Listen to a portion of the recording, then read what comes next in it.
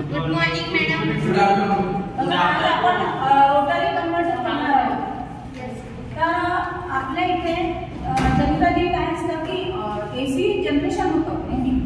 एसीचं generation होते, त्यानंतर एसीचं transmission आणि डिस्ट्रीब्युशन होते. हे का बरं होते? कारण सगळं ते आपल्याला कन्व्हिनियंट आणि इकॉनॉमिकल आहे, म्हणजे परवडण्यासारखं आहे. जर आपण म्हटलं की डीसीचं जनरेशन करतो आणि त्याचं ट्रान्समिशन करतो तर ते आपल्याला महागात पडतं, कारण त्यामध्ये कन्व्हर्टर जास्त प्रमाणात लागतात. परंतु असे काही गरजा आहे आपल्या एसेन्शियल आहेत की ज्या करता आपल्याला डीसीची आवश्यकता असते. तर आपल्याला डीसीची आवश्यकता कुठे कुठे पडते? Electrochemical process, electroplating, electric refineries वगैरे, इथे आपल्याला डीसीची आवश्यकता पडते. त्यानंतर स्टोरेज बॅटरी आणि त्याचे जे चार्जिंग आहे त्याच्यासाठी आपल्याला डीसीची आवश्यकता पडते. स्टोरेज बॅटरी तुम्ही बघताय तिथे कुठे असतात? स्टोरेज बॅटरी इलेक्ट्रिक व्हेकलमध्ये असतात, ट्रक्समध्ये असतात, कारमध्ये असतात. आजकाल सगळे इलेक्ट्रिकवर चालणारे मॅक्झिमम व्हेकल निघालेले आहेत, तर त्याच्या चार्जिंगसाठी पण आपल्याला डीसीची आवश्यकता पडते. म्हणजे आपल्याला जास्त प्रमाणात डीसीची गरज पडते. आणि ट्रॅक्शन डीसी सिरीज मोटर, तर यासाठी पण आपल्याला डीसी लागतं. हे ट्रॅक्शन डीसी सिरीज मोटर हे आपल्याला म्हणजे रेल्वेमध्ये उपयोगात येत असते. रेल्वेमध्ये याचे ॲप्लिकेशन आहे. नंतर arc lamp for light and cinema प्रोजेक्टर्ससाठी आपल्याला डीसीची आवश्यकता आहे. Operating telephones, relays, time switches, नंतर रोलिंग मिल्स, पेपर मिल्स आणि एलिव्हेटर्स वगैरे, ट्रेन्समध्ये वगैरे आपल्याला ज्या डीसी मोटर्स वापरतात डीसी, त्याच्यासाठी आपल्याला डीसीची आवश्यकता असते.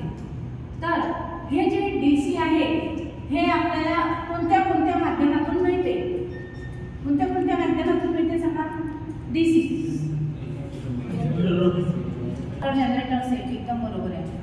मोटर जनरेटर सेट, त्यानंतर रेक्टिफायर आहे, नंतर मेटल रेक्टिफायर आहे, आणि त्यानंतर SCR, बरोबर आहे एकदम, SCR द्वारे, आणि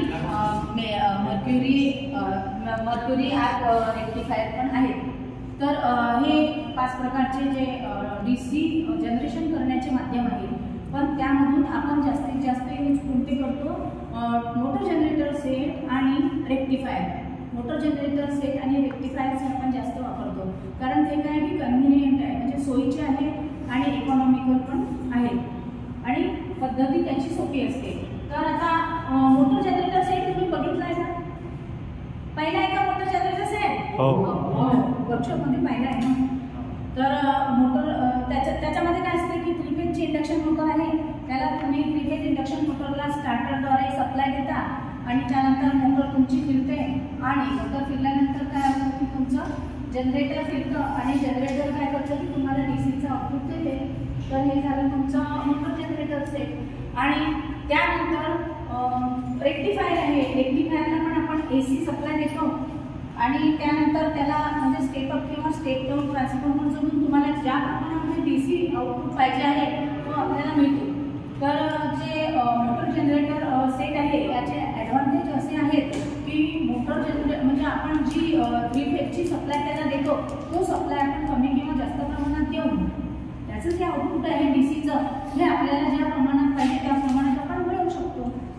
त्यानंतर त्याच्यामध्ये आपण काय करतोय की व्होल्टेज कंट्रोल करण्यासाठी शंट फील्ड रेग्युलेटर वापरतो आपण. त्याच्यामध्ये शंट फील्ड रेग्युलेटर वापरून आपण आपल्याला पाहिजे त्या प्रमाणामध्ये डीसी व्होल्टेज मिळवू शकतो. हे त्याचे ॲडव्हान्टेज आहे.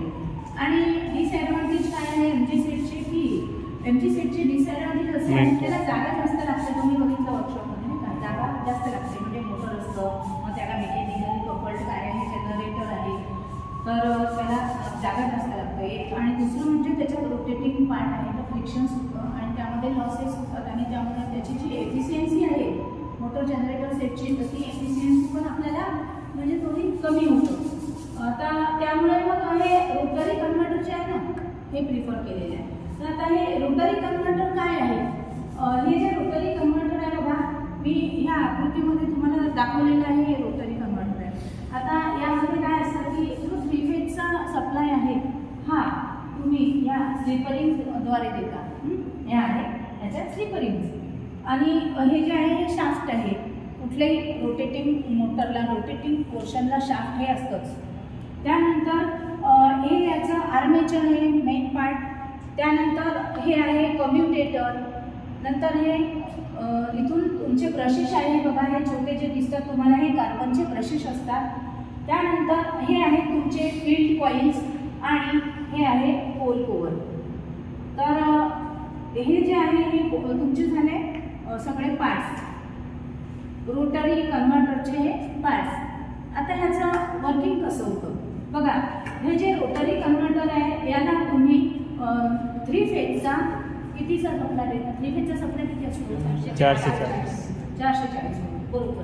तर आपण काय करतोय की 3 फेजचा 440 वोल्टचा AC सप्लाय ह्या स्लीपर इंजिनला डायरेक्टली देत आहे. त्यानंतर ह्या स्लीपर इंजिनच्या माध्यमातून AC सप्लाय मिळाल्यानंतर हे आर्मेचर तुमचं रोटेट होत आहे आणि हे आर्मेचर सिंक्रोनस स्पीडनी रोटेट होत आहे. तर आपण सिंक्रोनस स्पीड तुम्हाला सगळ्यांना माहिती आहे काय असते, माहिती का, आठवते का? सिंक्रोनस स्पीड आपलं झालं आहे हो सांगा. NS = 120F/P.